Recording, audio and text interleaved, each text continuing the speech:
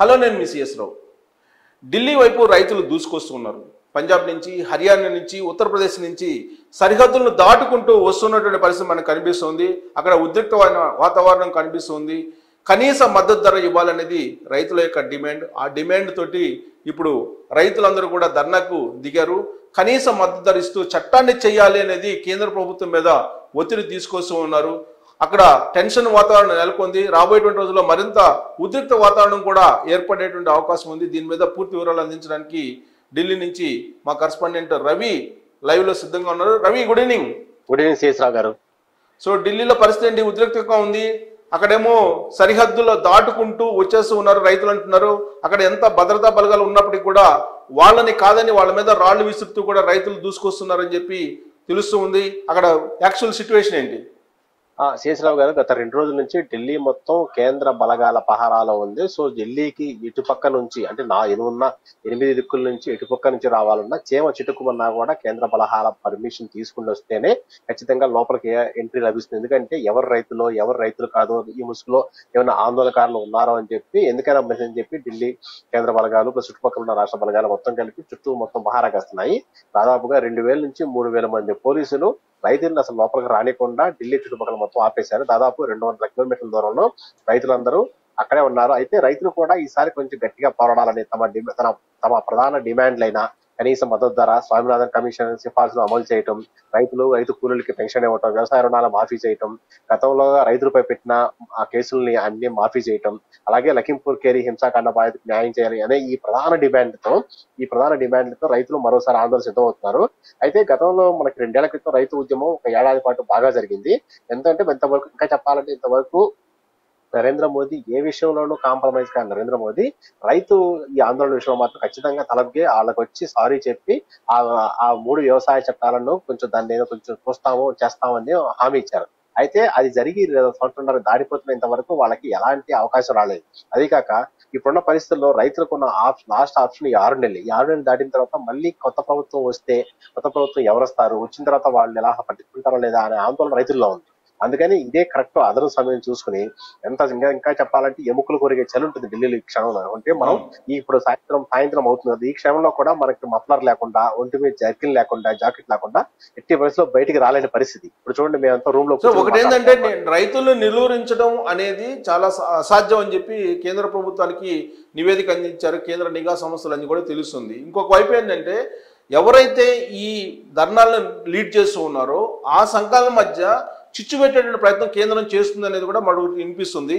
So సంఘాల మధ్య ఐక్యత ఉందా, లేదంటే సంఘాలు విడిపోయినటువంటి పరిస్థితి కనిపిస్తుందా? ప్రస్తుతానికి అయితే సంఘాల మధ్య ఐక్యత బ్రహ్మాండంగా ఉంది శేషరావు గారు. ప్రస్తుతం అయితే మనకి 3 ప్రధానంగా కిసాన్ మజ్దూర్ సంఘ్, సంయుక్త కిసాన్ సంఘ్ అని మొత్తం 3 సంఘాలు ఉన్నాయి.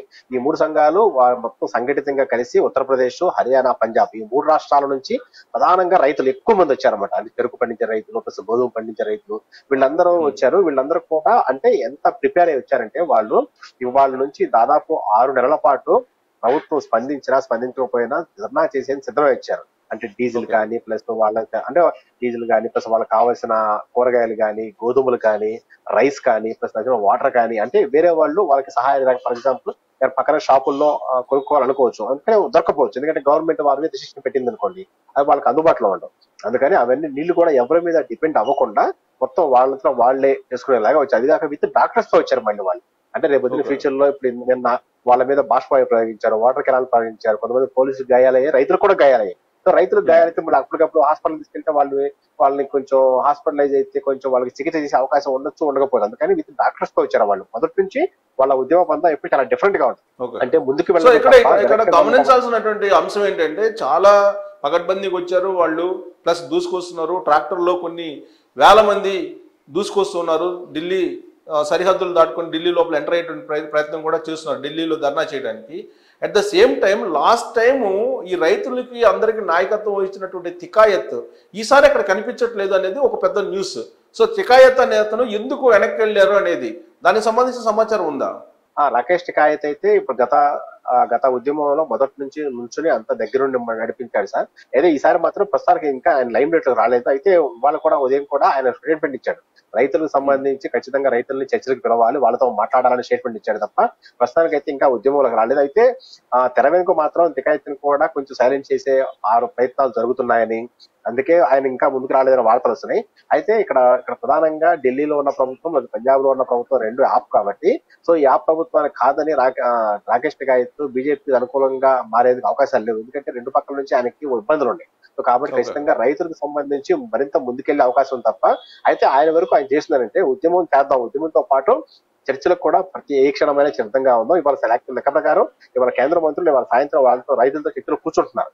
తర్వాత అవుట్కమ్ ఎలా ఉంటుంది, వాళ్ళు చెప్పిన వాడికి వర్కౌట్ అవుతుందా, వాళ్ళ డిమాండ్లు పరిష్కారం అవుతాయి అనేది చూసుకున్న తర్వాత దాన్ని బట్టి ముందుకెళ్తారు. ప్రస్తుతానికైతే మాత్రం రైతులు ఒకటే నిశ్చయించారు, 6 నెలలు అయినా సరే ఇంకొక సంవత్సరం అయినా సరే ఖచ్చితంగా తమ డిమాండ్ల పరిష్కార సాధనే లక్ష్యంగా ముందుకెళ్తున్నారు. ఢిల్లీని మొత్తం అష్టదిగ్బంధనం చేశారు. ఇటు నుంచి రావాలన్నా ఖచ్చితంగా వాళ్ళకి దీనివల్ల ఏంటంటే ఢిల్లీలో బాగా ట్రాఫిక్ జామ్ కూడా అవుతుంది. అయినా కూడా ప్రజలు కొంచెం తమకు సహకరించాలని, తమ డిమాండ్ల సాధన పూర్తయ్యే వరకు కొంచెం ఓర్చుకోవాలని వాళ్ళ ప్రజల్ని కొంచెం రిక్వెస్ట్ చేస్తున్నారు. సో వాస్తవంగా ఏంటంటే భారతదేశంలోని పరిస్థితి రైతే రాజు అని అంటారు.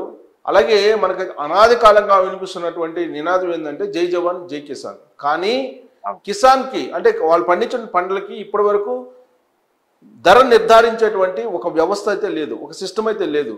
దాన్ని చట్టబద్ధత చేయాలని చెప్పి వాళ్ళు డిమాండ్ చేస్తున్నారు. అయితే ఇప్పటికిప్పుడు మేము చెయ్యలేము అని చెప్పి చెప్తున్నారు. ఎందుకంటే చట్టబద్ధత చేయాలంటే పార్లమెంట్ సమావేశాలు ఉండాలి. పార్లమెంట్ సమావేశాలు ఆల్మోస్ట్ లేవు. సో దాంతో ఇప్పుడు వాళ్ళు ఎంఎస్పి ఏదైతే చెప్తున్నారో స్వామినాథన్ ఇచ్చినటువంటి సిఫారసుల మేరకు దాన్ని ఎంఎస్పి నిర్ధారించాలి, చట్టబద్ధం చేయాలి అంటున్నారు. అది ఇప్పుడు చేసేటువంటి పరిస్థితి లేదు. ఇలాంటి పరిస్థితుల్లో దీన్ని లోక్సభ ఎన్నికలను దృష్టిలో పెట్టుకొని వీళ్ళని విపక్షాలు మొబలైజ్ చేశారని చెప్పి అనుకోవాలా, లేదంటే ఇప్పుడు సమస్య పరిష్కారం అవుతుందని చెప్పి నిజంగానే వాళ్ళు వచ్చినట్టు భావించాలా? రాజకీయాల్లో డైవర్షన్ పాలిటిక్స్ కి చాలా ఇంపార్టెన్స్ ఉంటుంది శేషరావు గారు. ఎందుకంటే అటు ఉత్తరప్రదేశ్ లో, అటు పంజాబ్ లోని, ఢిల్లీలోను ప్రస్తుతం ఉన్న ప్రభుత్వం కేజ్రీవాల్ ప్రభుత్వం. గత కొన్ని నెలలుగా కేజ్రీవాల్ ప్రభుత్వాన్ని బీజేపీ బాగా విసిగిస్తుంది. ఎంత విసిగిస్తుందంటే అసలు అతనికి ఇప్పటివరకు దాదాపు 6 సార్లు 7 సార్లు ఈడీ నోటీసులు పంపింది డైరెక్ట్ గా హాజరు కమ్మని. ఇంతవరకు ఆయన హాజరు కూడా కాలేదు. సో దానికి సంబంధించి 2 చోట్ల ప్రభుత్వం ఉన్న ఆప్ నేతలే బాగా రైతుల్ని ఇలా చెప్పి ఇదే మంచి టైం, ఇంతకన్నా మంచి టైం రాదని చెప్పి సో తన మీద ఫోకస్ తగ్గించి రైతుల మీద ఫోకస్ షిఫ్ట్ అయ్యేలాగా చేశారని కూడా కొన్ని వార్తలు ఉన్నాయి. అయితే ప్రస్తుతానికి అయితే గతంలో రైతులు కొంతమంది చెప్పారు, మాకు ఒక సంవత్సరం టైం ఇస్తాము, సంవత్సరం తర్వాత ఖచ్చితంగా మేమైతే మళ్ళీ ధర్నాకు వస్తామని చెప్పారు. అయితే ఒకళ్ళిద్దరిని కొన్ని రైతు సంఘాల వరకు మొబైలైజ్ చేయొచ్చు, కానీ అందరినీ ఏకతాటిపై తీసుకొచ్చి మా కోసం మీ మీద వేరే బీజేపీ మీద పోరాడండి అని చెప్పి అంటే వాళ్ళు అట్లా పోరాడేంత రైతులు పెద్ద ఇష్టం చూపుతారు. వాళ్ళు స్వచ్ఛందంగా వచ్చారు, వాళ్ళందరూ స్వచ్ఛందంగా వచ్చారు కాబట్టి ఉద్యమం ఇంత తీవ్ర స్థాయిలో ఉంది, ఇంత సక్సెస్ అయ్యింది. ఉద్యమం చేసే వాళ్ళందరి మధ్య ఐక్యత లేకపోతే ఏ ఉద్యమం కూడా పరాకాష్ఠ చేరుకోదు.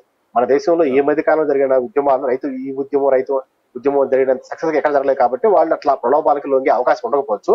ప్రస్తుతానికి అయితే రాజకీయాలు నడుస్తున్నాయి, కానీ ప్రస్తుతం రైతుల డిమాండ్ మాత్రం ఖచ్చితంగా మాకు మద్దతు ధర కల్పించండి, మద్దతు ధర కల్పిస్తామన్న హామీ అన్నా ఇవ్వండి.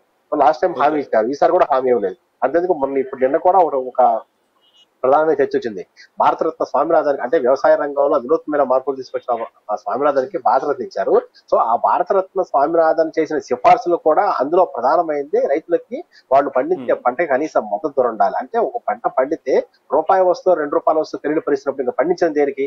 టమాటాలు ఇప్పుడు మన రాష్ట్రంలో చాలా చూస్తున్నాం, టమాటాలు ఒకసారి రూపాయి, 10 రూపాయలు, 10 పైసలు రోడ్డు మీద పాడేస్తున్నారు.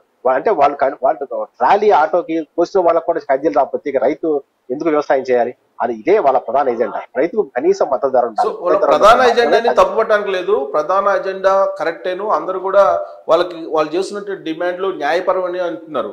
నల్ల చట్టాలు ఏవైతే ఉన్నాయో వాటిని స్వచ్ఛపల్లి గారు వాటిని ఉపసంహరించుకుంది కేంద్ర ప్రభుత్వం కూడా. అయితే ఇప్పుడు కనీస మద్దతు ధరకి చట్టబద్ధత చేయాలంటున్నారు. అది ఇప్పుడున్న పరిస్థితుల్లో టిపికల్ గా మారే అవకాశం ఉంది.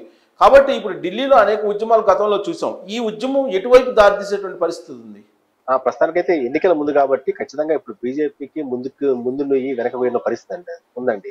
ఇప్పుడు ఉన్న పరిస్థితిలో రాబోయే 2 నెలల్లో రాబోయే 3 నెలల్లో రైతులకి కాదని ముందుకెళ్లేంత పరిస్థితి వాళ్ళు ఉండకపోవచ్చు. ఎందుకంటే ఉత్తరప్రదేశ్, పంజాబ్, హర్యానాలో ఖచ్చితంగా వాళ్ళకి బీజేపీ ఓట్లు కావాలి. ఎందుకంటే బీజేపీ ప్రధాని మోదీ, అమిత్ షా ఇచ్చిన వాళ్ళకి వైనాట్ 400 అంటే జగన్ వైనాడు 175 ఇస్తే వాళ్ళు వైనాడు 400 ఇచ్చారు కదా, ఆ విధంగా వాళ్ళకి సీట్లు కావాలంటే ఖచ్చితంగా ఇప్పుడు ఏ నిర్ణయానికి ఎవరికి వ్యతిరేకంగా వెళ్ళే పరిస్థితి లేదు ఖచ్చితంగా.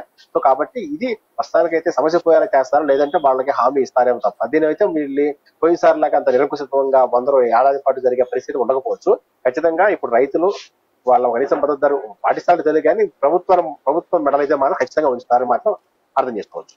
రైట్ అండి, thank you very much Ravi, వివరాలు అందించినందుకు. సో ప్రస్తుతం అయితే రైతులు దూసుకువస్తున్నారు ఢిల్లీ వైపు, ఉద్రిక్త పరిస్థితి నెలకొంది, చేయి దాటిపోయేటువంటి సిచ్యువేషన్ కూడా కనిపిస్తూ ఉంది. గతంలో కూడా ఈ ఉద్యమం హింసాత్మకంగా కొంతవరకు మారిన సందర్భంగా క్షమాపణ చెప్పారు నరేంద్ర మోడీ వాళ్ళకి బహిరంగంగా, దాంతో సద్దుమణిగింది. ఇప్పుడు మళ్ళా ఉద్రిక్తమైనటువంటి పరిస్థితులు కనిపిస్తూ ఉన్నాయి.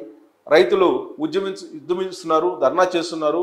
సో చేయి దాటిపోయేంత వరకు కూడా పరిస్థితులు కనిపిస్తున్నాయి. కాబట్టి ప్రభుత్వం ఈ సమస్యను ఏ విధంగా పరిష్కరిస్తుంది, ఒకవైపు మణిపూర్, ఇంకొక వైపు ఇప్పుడు ఢిల్లీలో రాజుకున్నటువంటి ఈ ధర్నాల వ్యవహారం ఎటువైపు మళ్ళుతుంది అనేది చూడాలి. Thank you very much.